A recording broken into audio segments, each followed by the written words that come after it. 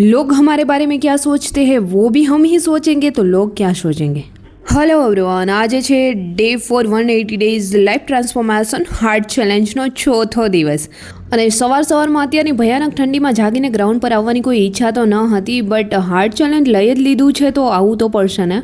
સો જાગીને અમે લોકો પહોંચી ગયા હતા ગ્રાઉન્ડ. અને તમારી એજને મતલબ તમારી ઉંમરને હરાવીને 5 વર્ષ નાના દેખાવા માગો છો તો હાર્ડ વર્કઆઉટ તો કરવું જ પડશે અને બોડી ટ્રાન્સફોર્મેશન બી જરૂરી છે.